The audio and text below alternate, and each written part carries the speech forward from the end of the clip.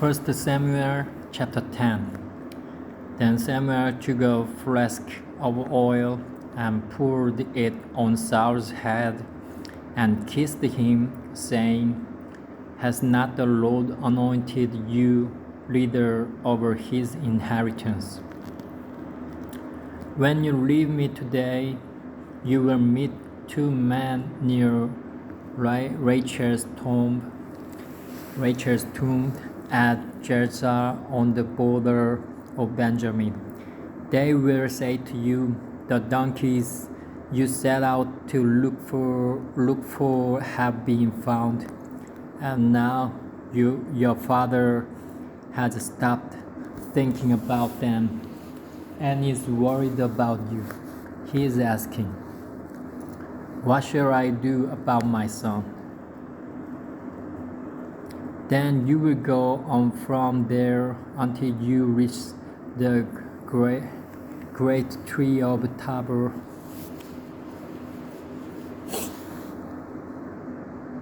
Great tree of Tabor.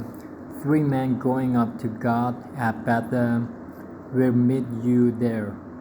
One will be carrying 3 young goats, another 3 loaves of bread, and another a skin of wine. They will greet you and offer you 2 loaves of bread, which you will accept from them. After that you will go to Gibeah of God, where there is a Philistine outpost. As you approach the town, you will meet a procession of prophets coming down from the high place with lyres, tambourines, flutes, and harps being played before them, and they will be prophesying. The Spirit of the Lord will come upon you in power, and you will prophesy with them, and you will be changed into a different person. Once these signs are fulfilled, do whatever your hand finds to do, for God is with you. Go down ahead of me to Gilgal.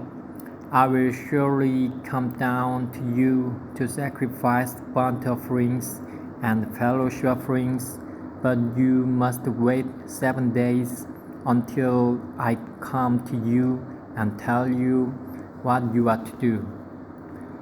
As Saul turned to leave Samuel, God changed Saul's heart, and all these signs were fulfilled that day. When they arrived at Gibeah, a procession of prophets met him. The Spirit of God came upon him in power, and he joined in their prophesying. When all those who had formerly known him saw him prophesying with the prophets, they asked each other, "What is this that has happened to the son of Kish? Is Saul also among the prophets?" A man who lived there answered, "And who is their father?" So it became a saying, "Is Saul also among the prophets?" After Saul stopped prophesying, he went to the high place. Now Saul's uncle asked him and his servant, "Where have you been?" "Looking for the donkeys," he said. "But when we saw they were not to be found, we went to Samuel." Saul's uncle said, "Tell me what Samuel said to you." Saul replied, "He assured us that the donkeys had been found, but he did not tell his uncle what Samuel had said about the kingship." Samuel summoned the people of Israel to the Lord at Mizpah and said to them, "This is what the Lord, the God of Israel, is saying. says, I brought Israel up out of Egypt, and I delivered you from the power of Egypt and all the kingdoms that oppressed you.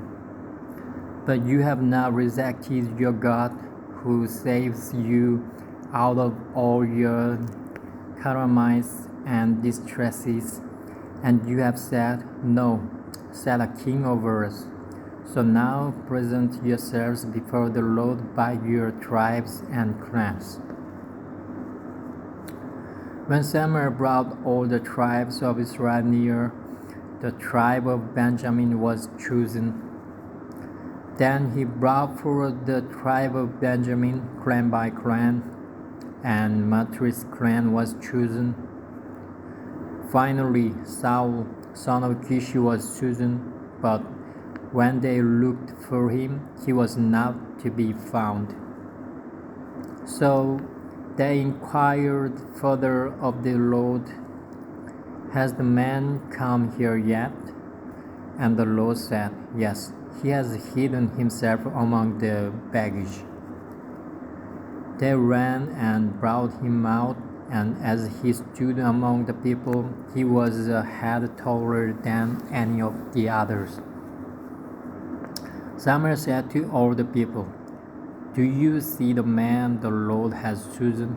There is no one like him among all the people. Then the people shouted, Long live the king! Samuel explained to the people the regulations of the kingship. He wrote them down on a scroll and deposited it before the Lord. Then Samuel dismissed the people, each to his own home. Saul also went to his home in Gibeah, accompanied by valiant men whose hearts God had touched. But some troublemakers said, How can this fellow save us? They despised him and brought him no gifts, but Saul kept silent.